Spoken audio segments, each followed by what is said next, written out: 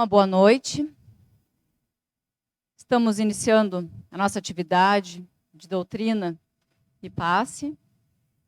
Hoje, a Maíra vai falar para nós sobre o capítulo 9 do Evangelho segundo o Espiritismo. Bem-aventurados os que são brandos e pacíficos.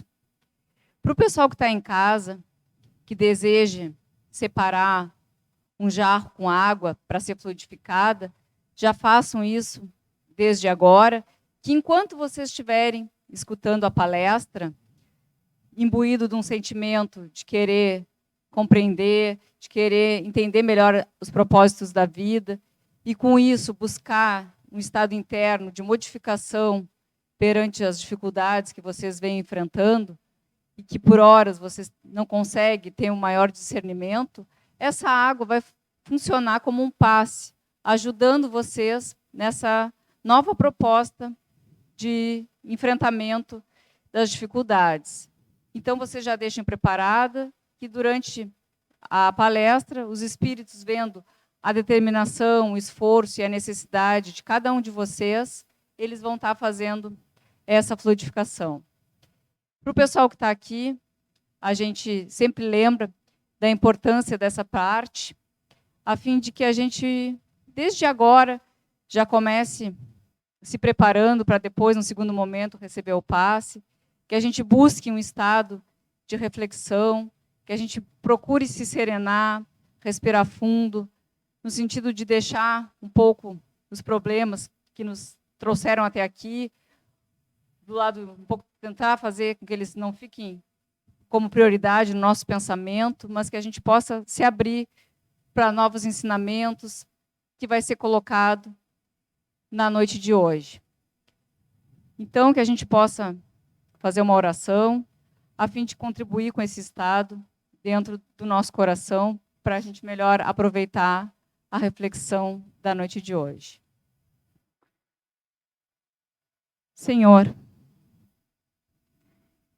te agradeço a oportunidade de poder estar aqui na noite de hoje, tendo consciência da tua misericórdia e da necessidade ainda das dificuldades, dos problemas, para que, com isso, se possa mexer nas nossas estruturas mais acomodadas, para que a gente possa realmente se enfrentar e crescer.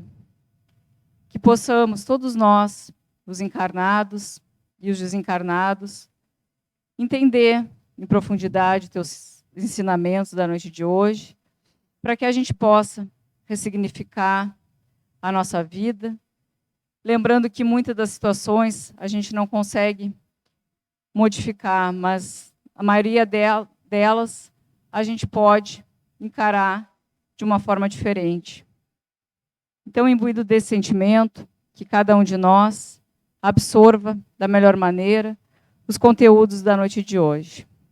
Que assim seja. Com a palavra, então, a Maíra.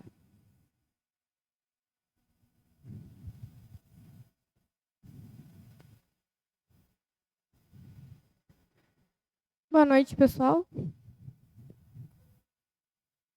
Então, a gente está no capítulo 9.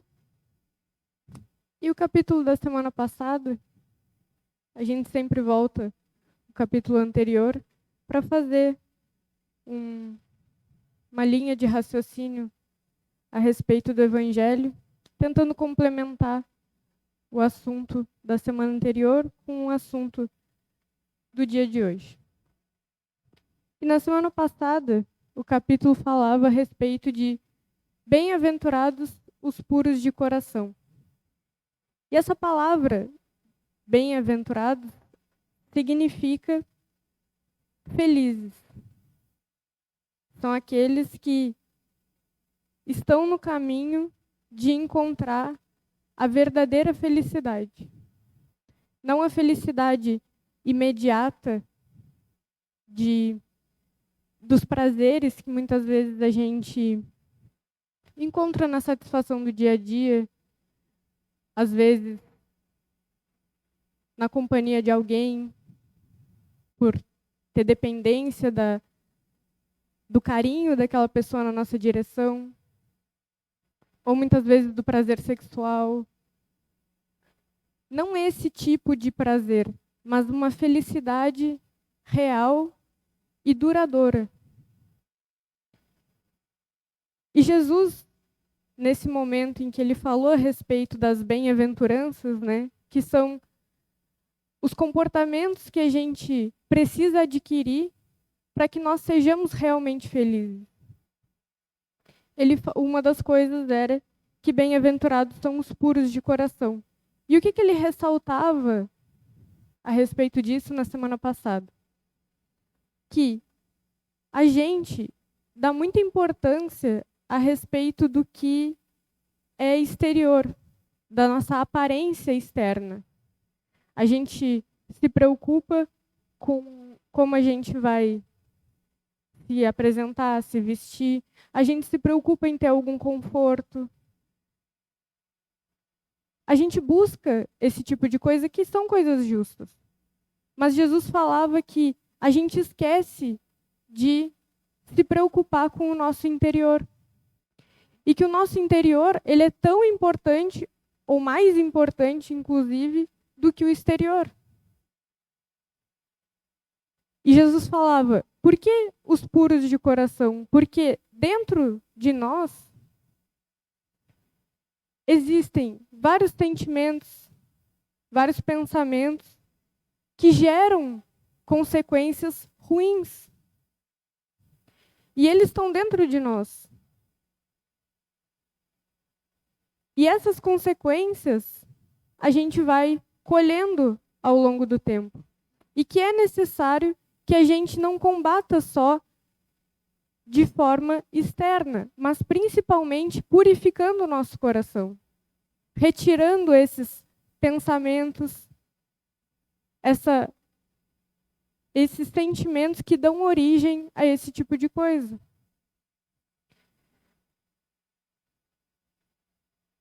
E no capítulo dessa semana,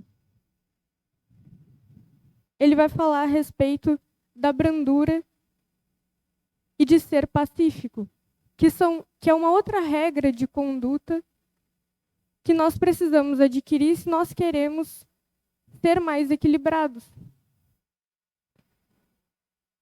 E nessa questão de valorizar mais o exterior, mais as aparências do que o nosso interior, a gente acabou distorcendo essas duas coisas, esses dois conceitos. Porque brandura significa uma pessoa que não reage de forma violenta ou de forma impulsiva a determinadas dificuldades, a determinadas adversidades, a contrariedades que chegam na nossa direção, que chegam para todo mundo. Mas o que nós fizemos ao longo do tempo, desde do momento em que Jesus trouxe esse ensinamento para a gente? A gente tentou implementar um comportamento brando de forma externa. Ou seja, a gente valoriza, nós chamamos as pessoas, nós dizemos que uma pessoa é branda quando ela fala baixinho, quando ela tem maneiras delicadas de ser, quando ela concorda com o que as pessoas falam para ela e aceita, muitas vezes, de maneira mais fácil, o que é dito. E não é sobre isso que Jesus estava falando. Ele estava falando do interior. Do interior. De ter a capacidade de enfrentar as contrariedades sem que essa contrariedade afete o meu estado emocional. E a mesma coisa o pacífico.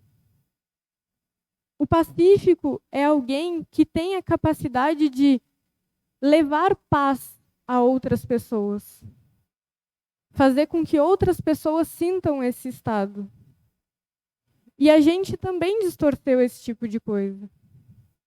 Porque é bastante comum que a gente tente apaziguar as coisas, apaziguar os conflitos, principalmente na família. Na família a gente vê as pessoas fazerem isso com muita frequência. Tentando apaziguar os relacionamentos de forma externa. Não tentando tocar em determinados assuntos que são delicados. Tentando fazer atividades festivas, comemorativas, churrascos, reuniões, para que tudo fique aparentemente numa superfície de não litígio. E não significa que dentro dos corações as pessoas entenderam, que as pessoas aceitaram e que elas, dentro de si, não alimentam as contrariedades que antes existiam. A gente tenta muitas vezes tapar o sol com a peneira, como se fala. E dessa forma, nessas distorções que a gente fez, priorizando o externo em detrimento do interno, nós geramos várias distorções para nós mesmos. Eu vou ler a primeira passagem aqui para a gente falar a respeito desse assunto. Jesus falava o seguinte: sabeis que foi dito aos antigos. Eu vou ler tudo primeiro, depois eu vou voltando para a gente ir mais pausadamente. Sabeis que foi dito aos antigos: não matareis. E quem quer que mate, merecerá condenação pelo juízo. Eu, porém, vos digo que quem quer que se puser em cólera contra seu irmão, merecerá condenação no juízo. Que aquele que disser a seu irmão, raca, merecerá ser condenado pelo conselho. E que aquele que lhe disser, és louco, merecerá ser condenado ao fogo do inferno. Então, Jesus está nesse momento aqui, utilizando uma parte da lei de Moisés, atualizando, complementando uma parte da lei de Moisés que falava a respeito sobre não matar. Né? Onde Moisés colocou lá na lei que se a gente matar, nós vamos sofrer uma consequência a respeito disso. E Jesus aprofunda essa questão do comportamento. E notem o seguinte, ó. Ele começa a pontuar comportamentos que vão do mais extremo da violência ao aparentemente mais suave. Então ele fala: quem matar vai ser condenado pelo juízo. E ele fala: quem se puser em cólera, atualizando, Jesus fala: quem se puser em cólera contra o seu irmão já vai receber uma consequência determinada. O que é a cólera? A cólera é raiva, né? Se eu me irritar com alguém, eu vou ter uma consequência determinada. E ele fala: aquele que disser raca ao seu irmão, o que era raca naquela época? Raca era um comportamento, era uma demonstração de desprezo a alguém, que os hebreus faziam cuspindo no chão e virando a cara. Era uma manifestação pública de desprezo, de desconsideração por uma pessoa. E o último é chamar alguém de louco. Um xingamento. Né? Então ele fala, primeiro é se irritar ao ponto de manifestar a raiva, depois um desprezo e depois um xingamento. E olhem a inversão que Jesus coloca no nível da punição. Ele coloca aqui, quem se puser em cólera, vai ser condenado pelo juízo. Como que era o sistema de justiça dos hebreus naquela época? Eles tinham juízos locais, localizados, nas pequenas localidades das cidades, que eram compostos por 3 juízes. Esses juízes faziam as avaliações dos crimes, das faltas cometidas ali no dia a dia, as mais práticas. Acima desses juízes, tinha um conselho de juízes formados por um maior número de pessoas que era a instância máxima da justiça. Depois daquele conselho, humanamente falando, não teria outra tribunal. E, por fim, ele coloca o fogo do inferno, que para o hebreu era a condenação máxima. Porque naquela época, eles acreditavam que o inferno existia, como muitas pessoas hoje ainda acreditam, mas que a doutrina espírita nos traz à luz a respeito dessa informação, nos dizendo que o inferno absoluto de alguém ir para um local onde as suas faltas elas jamais vão ser perdoadas e essa pessoa jamais vai ter a possibilidade de se regenerar, jamais vai ter oportunidade de redenção e de arrependimento, não é uma situação que faça sentido. Deus não criou nenhum de nós para o erro eterno. Ele nos criou para o aprendizado. Então, a doutrina espírita nos ensina que nós cometemos erros e nós vamos sofrer a consequência desses erros. Mas até o ponto em que a gente aprenda a lição a respeito daquilo que nós fizemos de errado e que a gente verdadeiramente se proponha a mudar e seguir uma nova direção. E a partir do momento que a gente faz isso verdadeiramente, Deus, a vida, nos traz as situações, as experiências e as possibilidades da gente refazer a nossa história. Mas lá naquela época, o hebreu não enxergava dessa forma. Ele enxergava que, se ele cometesse uma falta muito grave, ele estaria eternamente condenado ao fogo do inferno, ao sofrimento eterno. E o que Jesus coloca aqui? Ele fala que nas menores atitudes em que nós temos de ofensa às outras pessoas, ao próximo, dentro dessa menor atitude está a mesma motivação. A mesma motivação, o mesmo sentimento de reação que leva alguém a ter uma reação mais explosiva, mais violenta, a base emocional é a mesma. E por isso Jesus nos chama a atenção a respeito de que a violência ela não está só nesses atos externos marcantes que a gente vê. Nós também somos violentos em pequenas situações do dia a dia. E o que nos faz reagir dessa forma? O que nos faz, muitas vezes, agir com desprezo na direção de alguém? Nós temos dentro de nós opiniões. E conforme o nosso nível de centralização em nós mesmos, que significa o quê? Significa a prioridade que a gente dá aos nossos próprios pensamentos e às nossas próprias opiniões.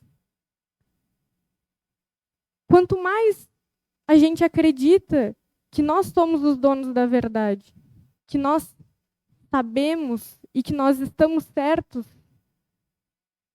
a respeito de determinado assunto, a gente tem dificuldade em lidar com a crítica que vem de fora. E isso é tão automático que muitas vezes a gente nem se dá conta. Porque a reação interna, ela é literalmente automática. Muitas vezes a gente nem queria reagir de forma explosiva, a gente nem queria deixar vazar aquele sentimento de desprezo, de xingamento em relação ao outro. Mas essa valorização que a gente faz da gente mesmo e que nos traz uma certa sensação de superioridade em relação aos outros, ou seja, nós achamos que nós somos melhores que os outros. E porque nós achamos que nós somos melhores, a gente se permite desprezar o outro. E qual é o problema nisso tudo? O problema é que nós, via de regra, não somos superiores. Nós somos iludidos. Nós estamos iludidos a respeito da nossa capacidade. E muitas vezes as outras pessoas, inclusive, conseguem enxergar essa nossa ilusão. Conseguem enxergar a nossa arrogância. E nós não conseguimos enxergar. E isso faz com que a gente, iludidos a respeito de nós mesmos, a gente tenha dificuldade de enxergar o nosso próprio coração e as nossas próprias características. E por isso Jesus falava que, se nós queremos nos enxergar profundamente, verdadeiramente, nós precisamos perceber o nosso interior, as nossas reações, os nossos sentimentos, nos mínimos atos da vida. Principalmente hoje em dia, porque na atualidade nós somos muito politicamente corretos uns com os outros. A gente, muitas e muitas vezes, a gente não deixa vazar um comportamento de explosão no local de trabalho, por exemplo. Porque a gente tem medo da reação das outras pessoas, como que as pessoas vão me enxergar. Nos nossos relacionamentos, muitas vezes, a gente também não faz isso, porque a gente tem medo de perder o outro. Mas não significa que dentro de nós isso não exista. Existe e gera consequências. Uma das consequências, por exemplo, que é bastante comum na atualidade, é a depressão. Quando a gente não tem essa característica de botar para fora, de falar e de explodir, muitas vezes o que a gente faz? A gente se fecha. A gente evita contato com a pessoa que a gente teve dificuldade. A gente não tem vontade de sair, não tem vontade de reagir, porque a gente está incomodado com alguma situação da nossa vida, com alguma ou várias situações. E a gente não consegue entender por que aquela situação acontece, e também não consegue aceitar. E a gente vai entrando em depressão, que é uma falta de vontade de viver, uma fuga.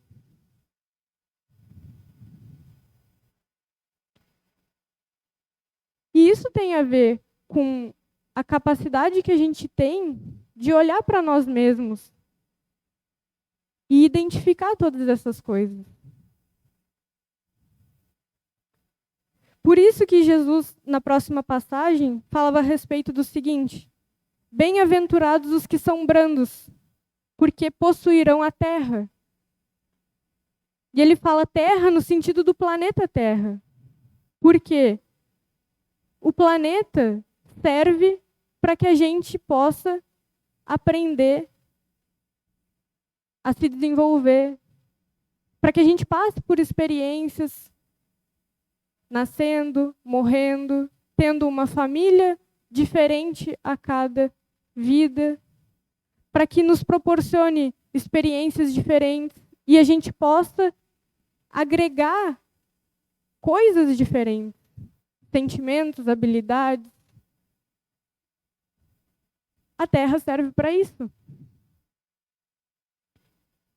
E quando a gente valoriza demais, como eu falei antes, valoriza demais a nossa maneira de ser, valoriza demais as nossas opiniões, valoriza, está satisfeito com o que nós somos, a gente não enxerga a necessidade de aprender, não enxerga a necessidade de se desenvolver. E se a gente não enxerga essa necessidade, a gente acaba não cumprindo o objetivo pelo qual a gente nasceu. E a gente acaba desperdiçando uma oportunidade reencarnatória. E por que possuíram a Terra? Porque em algum momento, a maioria das pessoas que estão no planeta vão começar a dar importância a esse tipo de coisa, a entender que somos incompletos, que somos limitados e correr atrás disso, de se desenvolver. E aqueles que não querem esse tipo de coisa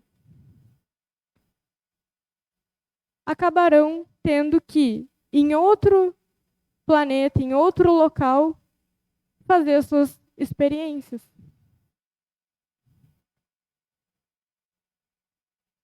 Então,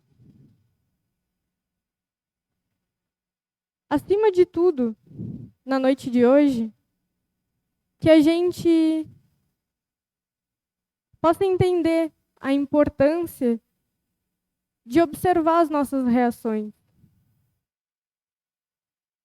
de observar o quanto as nossas reações automáticas, elas nos impedem, nos tiram a capacidade de raciocinar a respeito dos nossos sentimentos, nos trazem angústias, ansiedades.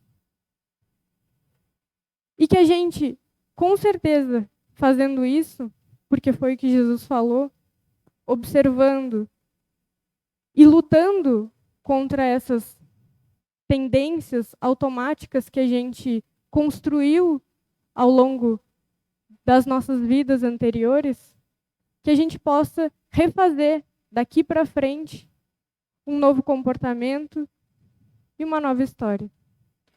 Semana que vem vai ser falado a respeito dos misericordiosos, que são felizes aqueles que conseguem ser misericordiosos com o próximo, com aqueles que erram, principalmente aqueles que erram na nossa direção, aqueles que erram com a gente.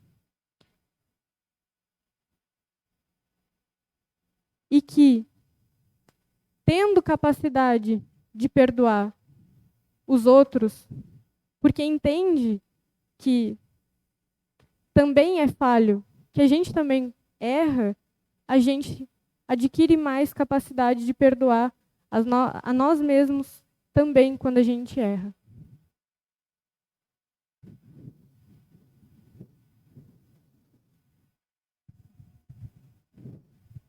Ao pessoal de casa, a gente se despede, desejando uma boa noite e que possamos nos encontrar numa próxima oportunidade. O pessoal